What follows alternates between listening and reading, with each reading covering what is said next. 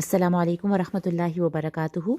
आज इंशाल्लाह सूरह क़सस की आयत नंबर 24 इसको हम देखेंगे और ये बहुत ही खूबसूरत दुआ है। ये दुआ हज़रत मूसा ने उस वक्त मांगी जब वो एक मुश्किल वक्त से गुज़र रहे थे। एक मुश्किल वक्त से गुज़र रहे थे। हज़रत मूसा से मिस्र में एक कत्ल हो गया और उसकी वजह से उन्हें वहाँ वहाँ से भागना पड़ा। भाग कर जब वो मदियन पहुँचे और वहाँ पे वो एक कुएं के पास थे और जब उन्होंने, अब सबको वो वाक़या याद होगा कि जब उन्होंने दो ख़वातीन अपने जानवर को पानी पिलाने के लिए इंतज़ार में खड़ी थीं, उनकी मदद करते हुए हज़रत मूसा ने उनके जानवरों को पानी पिला दिया था और फिर एक दरख्त के नीचे बैठ गए थे और उन्होंने ये कलिमात अदा किए जो अपने रब को पुकारा इन अल्फाज में। और वो बहुत ही खूबसूरत अल्फाज हैं। अगर हम आज इंशाल्लाह उनको मेमोराइज़ करने की कोशिश करेंगे और ये बहुत प्यारी एक दुआ है। शुरू हो रहा है रब्बी। रब्बी, आपने बहुत सारी दुआएं देखी होंगी कि जो रब्बी से शुरू होती हैं। रब्बी नहीं मैं कह रही, रब्बी, बा के नीचे सिर्फ ज़ेर है, ठीक है। और इसको हमने कोशिश करना है कि हम इसको रब्बी ना कहें। हालांकि कई जगहों पे हम रब्बी भी देखते हैं और मतलब वही है उसका, जो याए मुतकल्लिम है वहाँ पे मेरे का देखें ना, आप तर्जुमे में देखें तो मेरे रब, ए मेरे रब, लेकिन यहाँ पे याए मुतकल्लिम महजूफ़ है, यानी कि यहाँ पे लिखा नहीं गया। लेकिन ये ज़ेर मुझे बता रही है कि यहाँ पे याए मुतकल्लिम इसके मानों में मौजूद है। तो सिर्फ़ और सिर्फ अरब कभी कभी ज़ेर दे के ये शो कर देते हैं कि यहाँ पे याए मुतकल्लिम जो कि मेरे के मानों में होता है वो आ जाता है। तो रब्बी का मतलब है ए मेरे रब। जब हम अल्लाह को पुकारते हैं, हज़रत मूसा ने अपने रब को पुकारा, रब्बी, ए मेरे रब, बाकी नीचे ज़ेर, उसको ज़्यादा लंबा नहीं करना, रब्बी नहीं कहना, क्योंकि यहाँ पे या लिखा नहीं गया। जब लिखा नहीं गया, कुरान की आयत में से है, तो यहाँ पे इसलिए हम कोशिश करेंगे कि रब्बी ना कहें, रब्बी, रब्बी। उसके बाद है दूसरा वर्ड आ रहा है इन्नी। इन्नी, नून के ऊपर देखिए मैं गुन्ना कर रही हूँ थोड़ा सा, इन्नी, क्योंकि नून के ऊपर शद्दा है। जब भी नून के ऊपर शद्दा हो तो हम हाईएस्ट लेवल ऑफ गुन्ना करते हैं। इन्नी, गुन्ना क्या होता है? नेज़ल साउंड होती है जो नून का कैरेक्टरिस्टिक है। नून में गुन्ना ऑलरेडी होता है, लेकिन नून के ऊपर जब शद्दा आ जाए ना तो नून में हाईएस्ट लेवल ऑफ गुन्ना होता है। तो इन्नी, नी, अब इसको देखिए मैं इन्नी को लंबा कर रही हूँ 2 काउंट तक।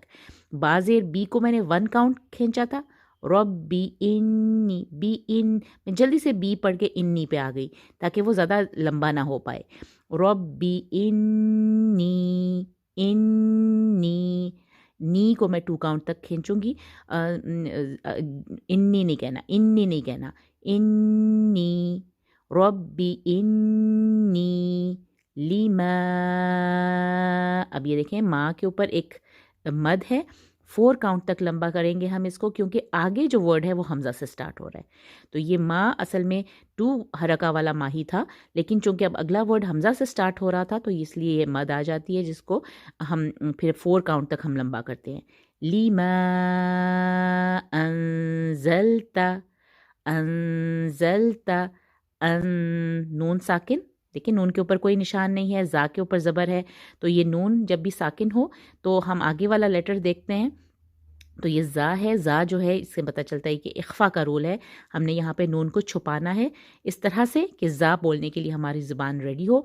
तो अनजलता, अनजलता, अनजलता का मतलब होता है, ता मुझे बता रहा है कि तो जो आप, जो तू मुझ पे नाजिल करे। अल्लाह से मुखातिब है ना हज़रत मूसा, और वो कह रहे हैं कि जो तू नाजिल करे, माँ जो नाजिल करे तू, ली लिए, यहाँ पे के लिए है, बेशक मैं, इन्नी, ये इन्ना और याए मुतकल्लिम दोनों का मजमुआ है इन्नी।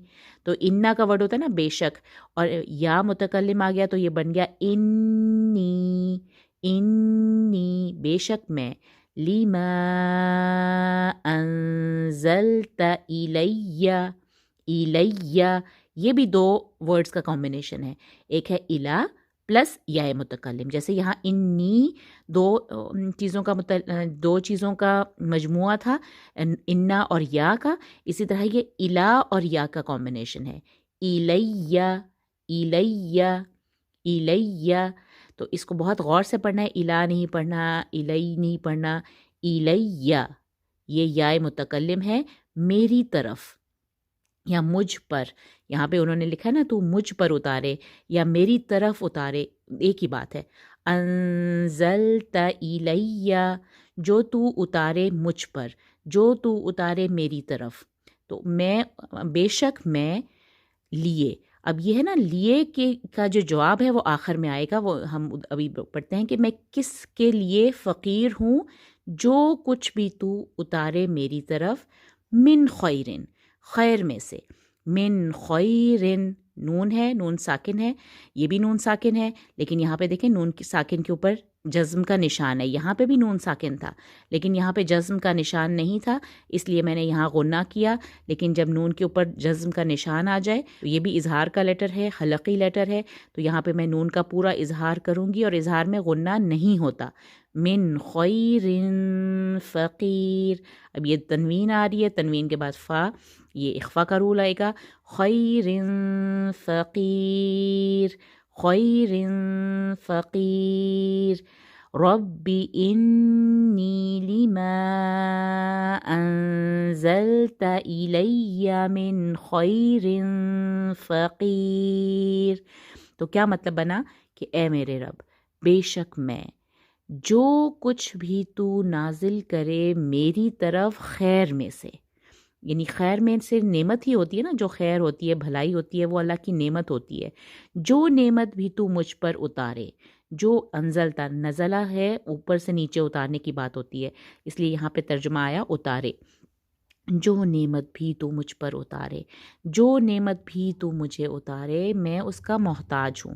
فقیر، انی فقیر، انی فقیرن، یعنی کہ یہ بیچ میں کس چیز کا فقیر ہوں، یہ لما انزلتا الیہ من خیرن، یہ پوری ایک بات ہے جس کے لیے محتاجی ہے. ٹھیک ہے، تو اللہ تعالیٰ کو حضرت موسیٰ نے بہت پیارے الفاظ میں پکارا کہ اے میرے رب، بے شک میں جو خیر بھی تو مجھ پر اتارے، جو نعمت بھی تو مجھ پر اتارے، جو بھی اتارے، جو کچھ تو مجھے دینا چاہ رہا ہے، جو کچھ دیتا ہے مجھے تو، اللہ کی طرف سے ہمیں جو چیز بھی ملتی ہے اس میں خیر ہوتی ہے، وہ ہمارے لیے نعمت ہوتی ہے.